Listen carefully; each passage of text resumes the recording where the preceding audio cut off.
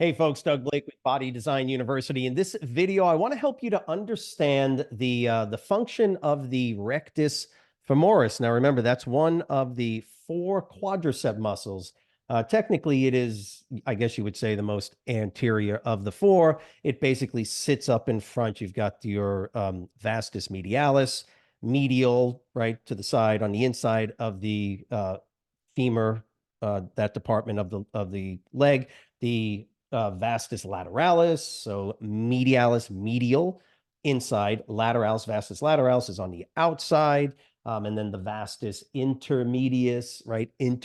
So in the middle, but the vastus intermedius, you don't really see it because the rectus femoris pretty much lies right over it. So for the most part, you ever see somebody like flex their quads, you're basically seeing three of the four muscles because that intermedius is sitting underneath the rectus femoris. But the reason why I'm going over this with you is because I do fairly often get some questions related to stretching.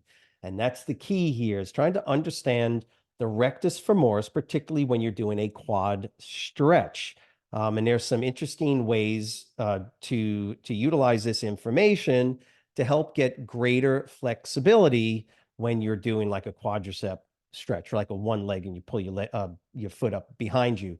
And I've had some students ask me questions, how come if I do this, I feel it more here? Like if they do a single leg quad stretch and they pull their knee back behind them, how come they feel it more up in their hip?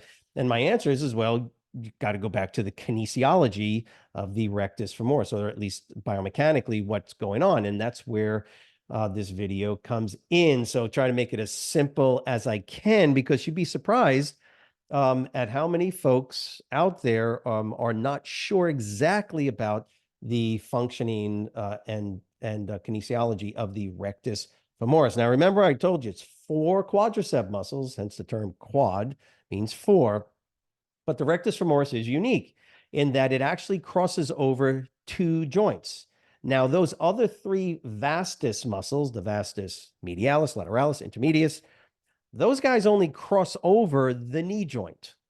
Okay, so all three of those muscles, their proximal origins are on the femur bone itself, the upper leg bone itself, right? So, and then all three of them kind of converge into the patella tendon, down crossing over the knee, and then inserts into the tibia. And so that's that part of it. So when those three guys contract and shorten, they just extend the knee, right? Well, the rectus femoris does that as well. But the difference is that the rectus femoris, a sneaky guy that it is, crosses over the hip joint as well. And that's what makes it such a unique muscle in the quadricep group. Now, from a purely training perspective, like doing leg extensions or squats or whatever the case is, the rectus femoris, for the most part, just works with his three buddies, the vastus group, to extend the knee. And there are some interesting biomechanics that I'm not going to get into. The physics of it is actually pretty interesting, with what the rectus femoris is doing at the same time while it's extending the knee, what's happening as it crosses over the hip joint. So in order to understand why you feel it in your hip when you pull your knee back, like when you do a single leg quad stretch, right?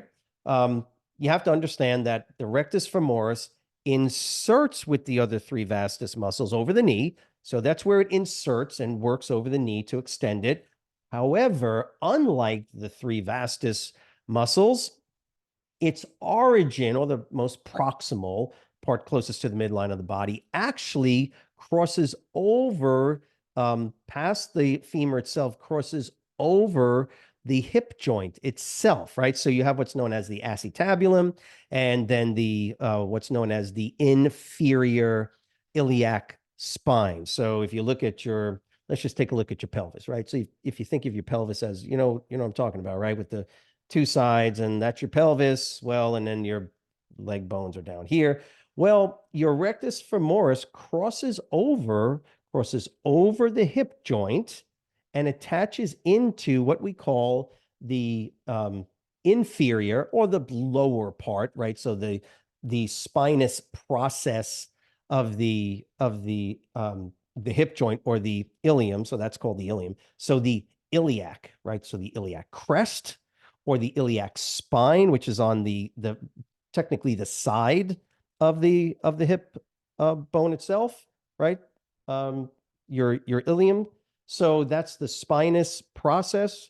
It's on the lower or the inferior. And then from the front, the stuff in front of you is anterior and the stuff behind you is posterior, right? So it actually, the rectus femoris actually inserts on the lower front side of the what's known as that iliac spine, right? So the lower front part of it.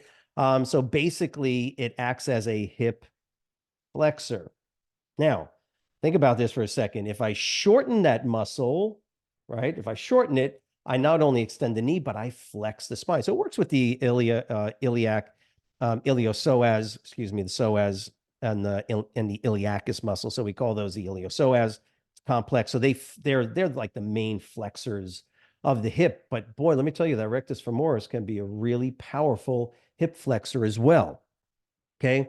So think about it shortening, but now, and here's was the question that I've gotten any number of times from students, which is, well, shortening it and contracting it is one thing, but what happens when you stretch a muscle? Well, if you stretch the quadricep out, right? If you stretch all four of those muscles, you're definitely going to feel that stretch down in the knee, right? You're going to pull your heel, up to your butt, and you're going to hold it there, and you're going to feel that entire front part of your leg, your quad. You're going to feel those stretch. But now here's the little tip and trick that I always try and throw in there, and it's a good estimation of relative flexibility of these different muscles.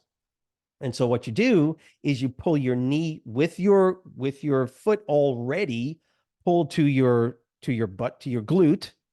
Now pull your knee back slightly behind you, and guess what's going to happen?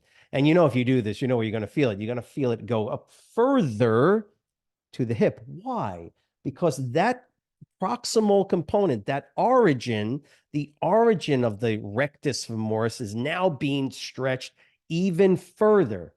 I can stretch the rectus femoris, pretty good by flexing the knee, right? So I'm doing the exact opposite of what its kinesiological function is. So I stretch it by flexing the knee, and then if I extend my hip, meaning I pull my knee back behind me, that's why you're going to feel it now in the hip. Lots of different, really interesting, cool ways to work on flexibility at the pelvis and hip. And just doing that one little thing, maybe I'll do a video on how just to get and open up that pelvis and get those muscles that tend to get very tight. Maybe I'll do that at some point. By the way, if you want me to do that, type the word. Well, first type the word understand, because I know this video was helpful to you, right? And then just make a little note in the comment section. Yes, please. Can you do another video?